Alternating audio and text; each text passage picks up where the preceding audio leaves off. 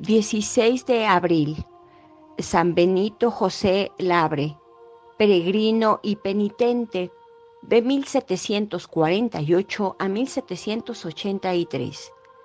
El bienaventurado Benito José Labre, espejo de pobreza y penitencia y protesta viva y formal contra los vicios del siglo XVIII, nació en la aldea francesa de Ametes, de la diócesis de Arras, y fue el primogénito de 15 hijos que tuvieron sus virtuosos padres Juan Bautista y Ana Bárbara.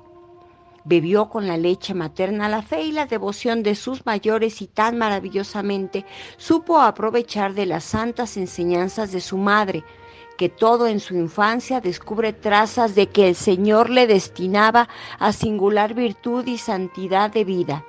Era piadosísimo, muy cumplidor de todas sus obligaciones y del todo sumiso a sus padres. Se le veía entregado disimuladamente a la penitencia y a la oración. Siendo de 12 años, sus padres le enviaron a educarse con un tío suyo que era cura párroco de Erín, para que bajo su paternal y sabia dirección se preparase al sacerdocio. Por entonces recibió la primera comunión, con lo cual creció mucho su devoción y empezó a reglamentar su vida, distribuyendo el tiempo entre el estudio, la oración y la lectura de libros piadosos y particularmente de la Sagrada Escritura. De esa lectura, como de fuente limpísima e inagotable, sacó profundo conocimiento de la nada del hombre cuando mira de frente los terribles juicios del Señor y de la absoluta necesidad del deshacimiento y de la penitencia. Con esto, aquella su alma purísima que nunca cometió pecado mortal, empezó a abrazarse en deseos encendísimos de emprender cruel guerra contra los sentidos y morir crucificado con Cristo en la cruz de la penitencia y del dolor. Y es que había oído las amorosas llamadas del divino crucificado que tantas almas desdeñan y andaba buscando en su tierna e inocente imaginación cuáles eran los caminos más fragosos y seguros para obedecer a los toques de la gracia. Humildad y deshacimiento. La divina providencia se sirvió pronto de una circunstancia inesperada para sacar a su siervo de la carrera del sacerdocio, donde no le quería. En el año de 1766 cundió el tifus en la comarca de Erín y enfermó gravemente su tío párroco. Benito le cuidó con todo cariño, pero al fin tuvo el dolor de ver morir a su bondadoso maestro y bienhechor. Había pasado 8 años con él y siendo ya de 20 años, volvió a casa de sus padres suplicándole le diesen licencia para hacerse monje trapense. No accedieron ellos, movidos por un amor malentendido, pero poco después, cuando hubo pasado una temporada en compañía de su tío materno, párroco de Conteville, le dieron libertad para hacerse monje, no ya trapense, sino cartujo. Con esto creyó Benito haber hallado puerto seguro, mas no fue así, porque el Señor, que le tenía preparada una vocación aún más rigurosa, permitió que no acertase en ninguna de sus empresas, ni parase de asiento en parte alguna hasta que, dando oídos a la divina inspiración, vino a entender que en su peregrinación por el mundo no tendría tan siquiera una choza donde albergarse. Fue a llamar a la puerta de la Cartuja de Val Santa Aldegunda, mas le dijeron que el convento era pobrísimo y no le podían admitir de novicio. Volvió a casa de su tío, el cual dio pasos para que Benito entrase en la Cartuja de Neuville, pero fue también en balde, pues le contestaron que no le podían recibir porque no sabía canto ni dialéctica. Tuvo que volverse a casa y sus padres lo pusieron con un virtuoso sacerdote, el cual le instó a que presentase nuevamente a la Cartuja de Neuville, donde fue admitido de postulante. Pero luego echó de ver el padre prior que Benito no tenía vocación para esa vida y sin más lo despidió del monasterio. Viendo que no podía seguir la regla de los cartujos, pensó instintivamente en la orden de los trapenses y tanto hizo para que sus padres le dejaran ingresar en ella, que al fin lo logró y partió para la trapa de Mortagen. El alma se le cayó a los pies cuando oyó a aquellos padres decirle que no tenía bastante salud para emprender aquel género de vida y que, además, no admitían a media antes de que hubiese cumplido los 24 años. Desengañado y muy afligido, volvió a su casa y empezó a sentir nuevas angustias, dudas y perplejidades respecto de su vocación. «Iré otra vez a la Cartuja», dijo con varonil determinación. Eso mismo le aconsejaban todos, y aun el obispo de Boulogne, a quien el santo había consultado. Hizo pues confesión general, y el día 12 de agosto de 1769 se despidió de sus padres y partió nuevamente para la Cartuja de Neuville. Al cabo de 2 meses de estar ahí, escribió a su casa para notificar a sus padres nueva decepción, diciéndoles que los superiores no le juzgaban apto para la vida de cartujo y que, en consecuencia, iba a emprender el camino de la trapa. «El buen Jesús, a quien he recibido antes de salir», les dice, «me ayudará y guiará en la empresa que me ha inspirado, y yo por mi parte procuraré tener siempre presente ante mis ojos el santo temor del Señor y en mi corazón su divino amor. Confío mucho en que esta vez me admitirán en la trapa». Pero nuevamente se frustró esta gran esperanza de su corazón. Los monjes no quisieron quebrantar la regla que mandaba no fuesen admitidos aquellos que no hubiesen cumplido los 24 años. Aún no se desalentó el santo con aquel nuevo desengaño y tuvo valor para probar de hacerse religioso por 7ª vez. Fue a presentarse al abad de la trapa de Saint-Fons, el cual le recibió con bondad y le admitió en el monasterio, mas fue por breve tiempo, porque ahí tuvo tantas congojas y aflicciones de espíritu y aún enfermedades, que al cabo vino a entender que el Señor no le llamaba a vivir dentro de ningún convento. Definitiva vocación de peregrino.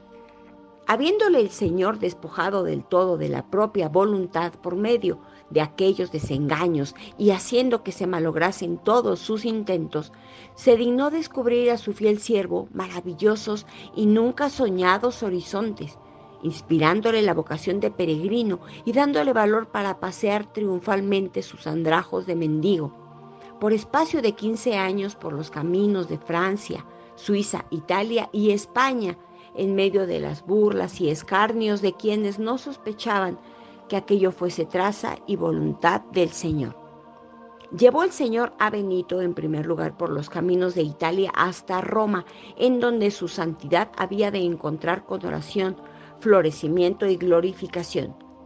Para ser santo hay que profesar doctrina absolutamente ortodoxa y desgraciadamente en Francia cundía por entonces la influencia rigorista de la heterodoxa doctrina del jansenismo. Cierto que la fe de la iglesia de esta nación sería lavada en la sangre que en 1793 derramaría la revolución, mas no lo suficiente para dejarla irreprochable. De tal manera tan perniciosa doctrina la hirió en su misma fecundidad, que por espacio de medio siglo impidió a la Iglesia de Francia producir santo alguno. Es pues natural que el elegido del Señor comprendiera que le convenía respirar aires de la más pura y perfecta religión. Como era hijo de la luz, Roma, foco radiante de la verdad, le atrajo irresistiblemente y así partió para la ciudad eterna.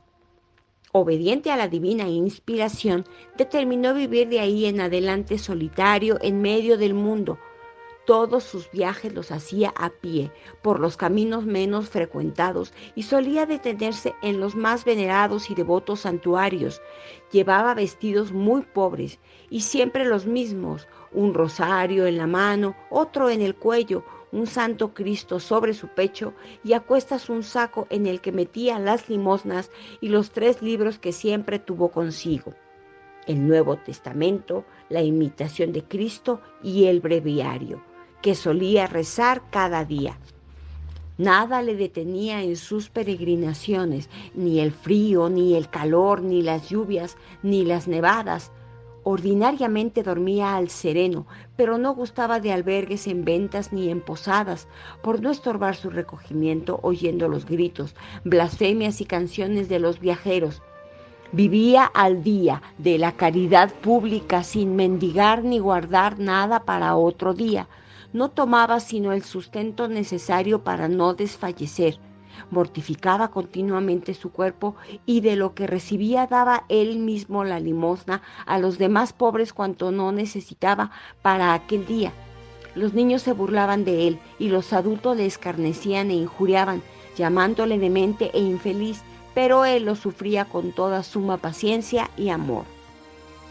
Con tan santas disposiciones entró en Italia y llegado a Loreto, halló la insigne e incomparable reliquia de la Santa Casa, donde dio pábulo a su devoción.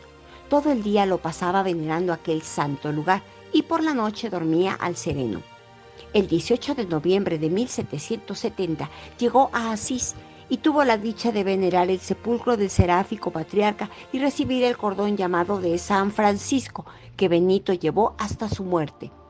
Finalmente, el 3 de diciembre del mismo año entró en la ciudad de Roma, que había de ser como el centro de toda su vida de peregrino.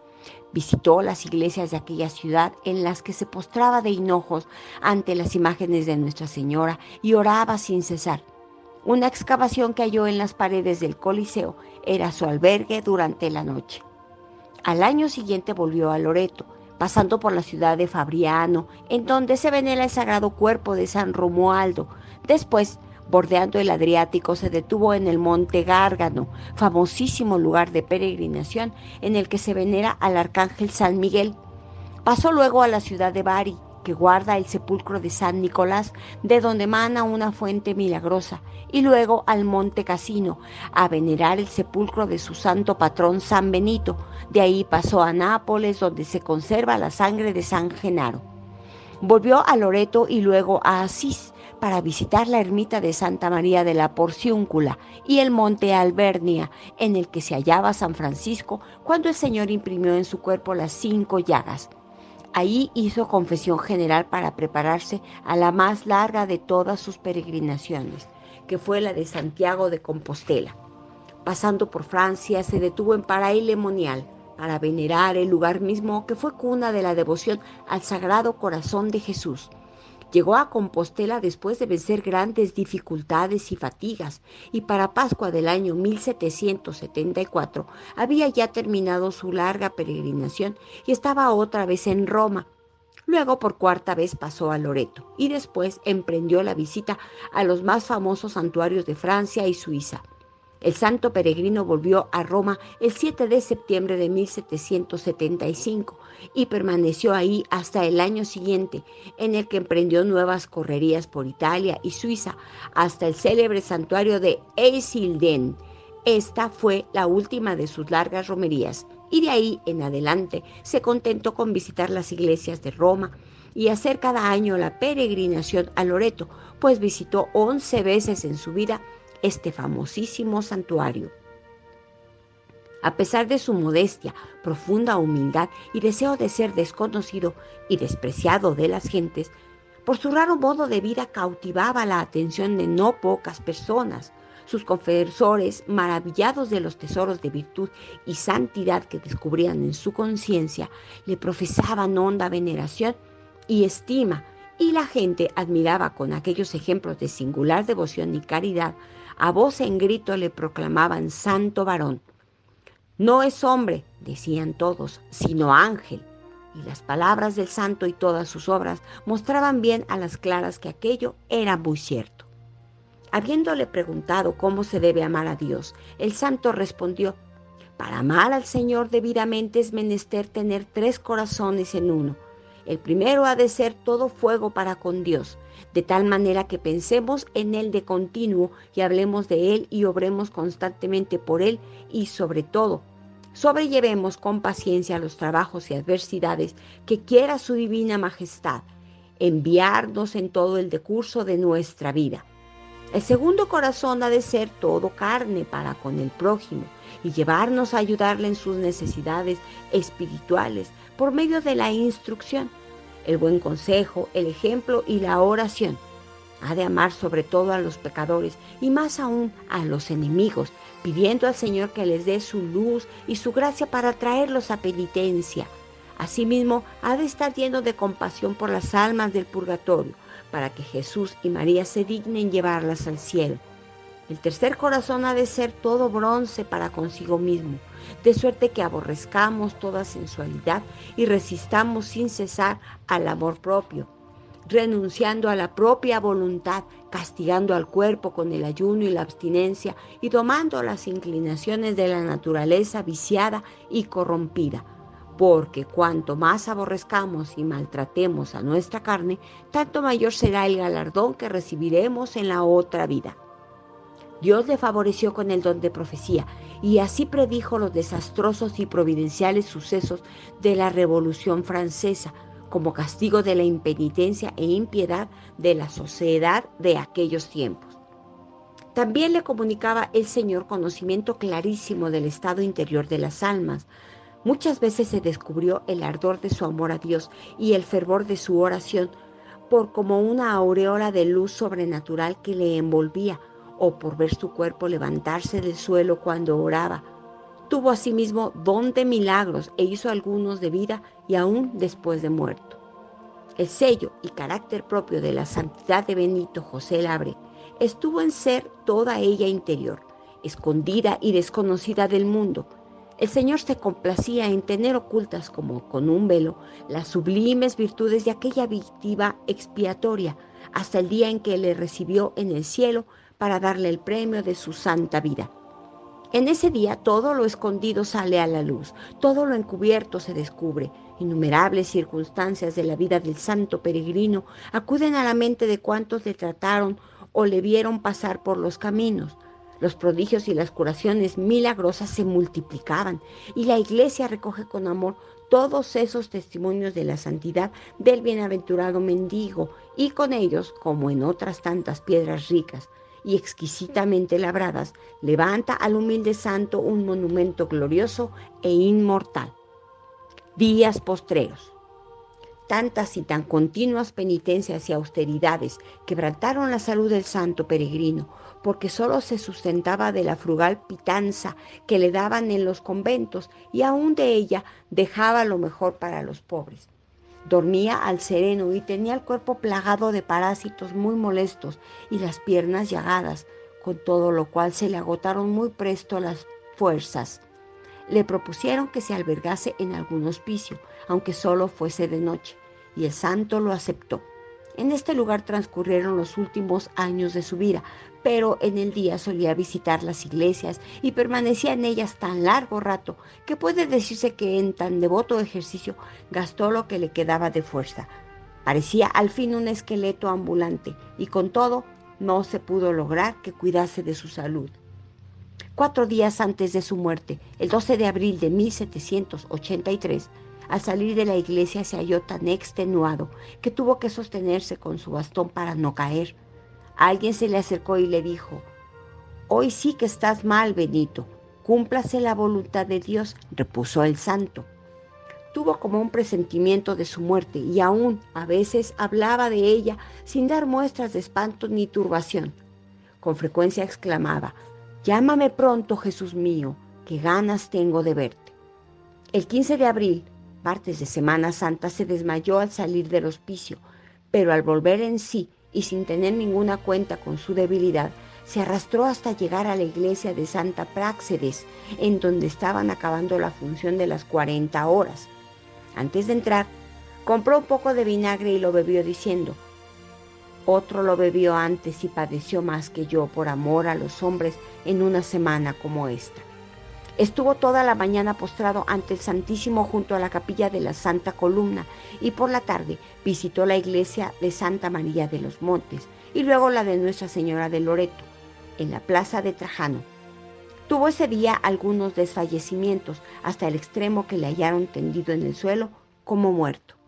Finalmente, el día 16, por más que le instaron a que no saliese del hospicio, por lo mucho que había empeorado, él salió y fue como acostumbraba a la iglesia de Santa María, a la que apenas pudo llegar.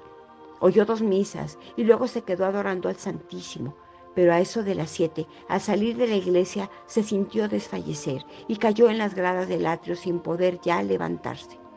Vino a recogerlo un amigo suyo, el carnicero Zaccarelli, el cual lo llevó a su casa, que estaba poco distante de la iglesia, y estando en ella entregó su alma santísima al Señor a las 8 de la noche de aquel mismo 16 de abril, teniendo 35 años de edad. Su glorificación. La muerte de aquel santo mendigo tan desaseado y cubierto de miseria fue humilde y escondida como su vida, y a juicio de los hombres vanos y mundanos no había persona más despreciable que el pobre Benito. Sin embargo, su grandeza y santidad iban a ser muy en breve proclamadas a la faz del universo. A su muerte, dice Luis Beullotte, oyóse en Roma una voz unánime: el santo ha muerto. Entonces, prosigue el insigne escritor, se vio acudir a la camilla donde el mendigo exhaló la última oración y el postrer suspiro, innumerable muchedumbre de gente que venía a besarle los pies, no faltando entre los que sí acudían a venerar su sagrado cadáver aquellos mismos que habían tenido mayor tedio y aversión al santo, a la vista del extraño modo de vida que llevaba. Pero en breve la Santa Iglesia emitió su autorizado dictamen sobre las eminentes virtudes de Benito José Labre y lo llevó a los altares, porque, viendo el gran número de milagros que obraba el Señor por intercesión de su siervo y las súplicas de los fieles, fue introducida su causa de beatificación el 2 de abril de 1792.